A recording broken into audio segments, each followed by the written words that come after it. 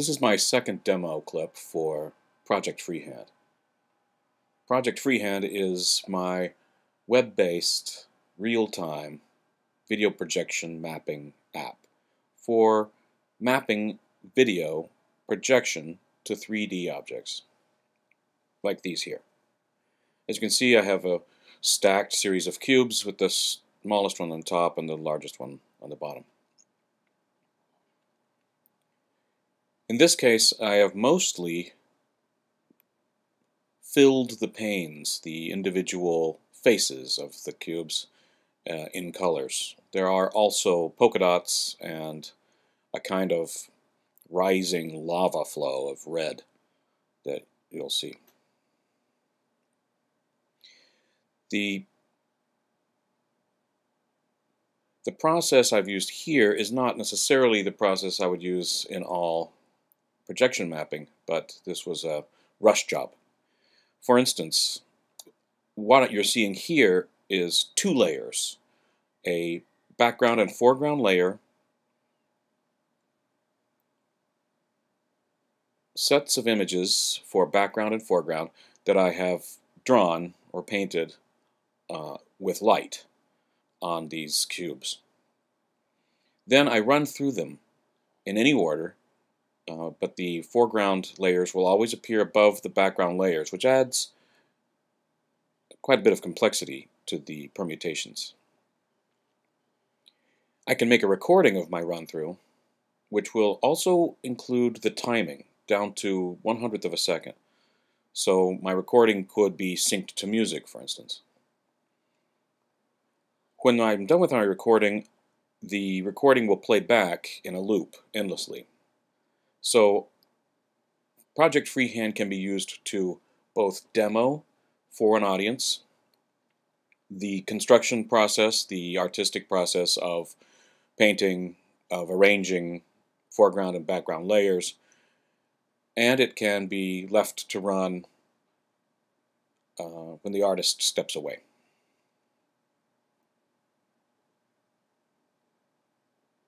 projectFreehand also allows for real-time drawing over recorded drawings.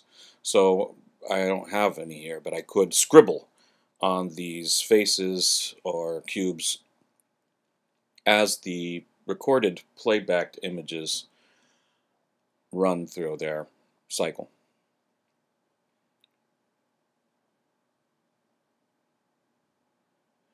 projectFreehand is made for single projector,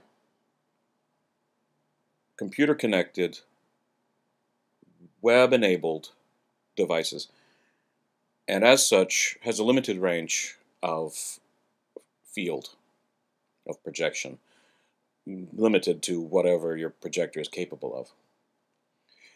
That's not to say that projectFreehand could not be used in tandem systems, but that each would have to be programmed individually.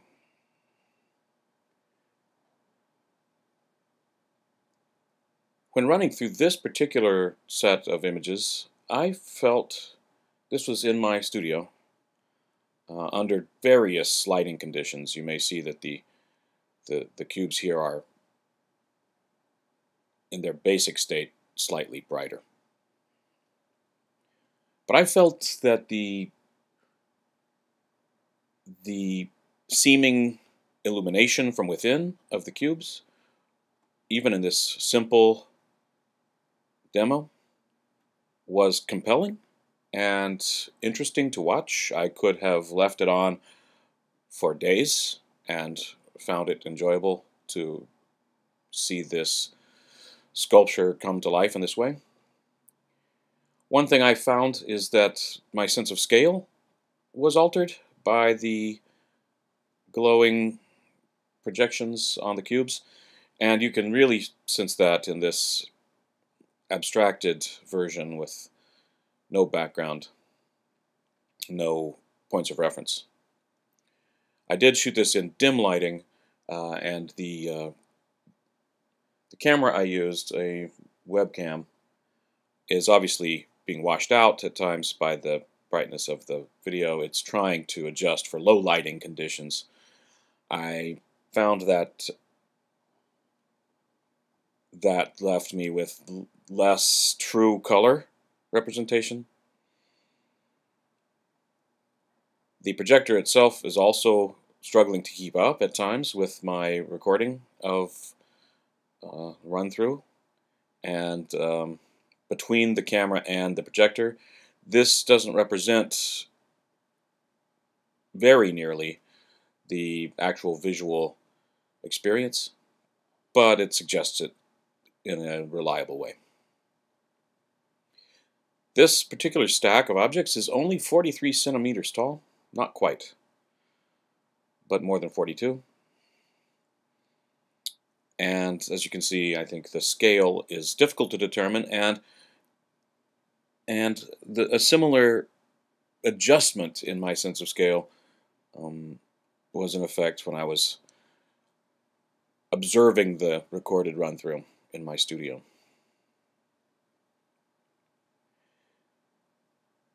Having two layers of projection, of image projection, allows for many more permutations than simple one-layer run-through might, in that each image might be projected over each background image in various order. projectFreehand is currently in its 1.0 formulation. There's no good way to save these images and use them a second time. For instance, there's the command keys are the means of programming the projections. Next, I will add in 1.n iterations better tools, more brushes, a much broader color palette, the ability to save images and sequences of images and recordings of images in run-throughs.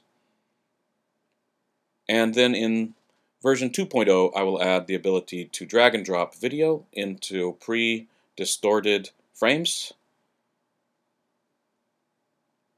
and that will come in April of 2013.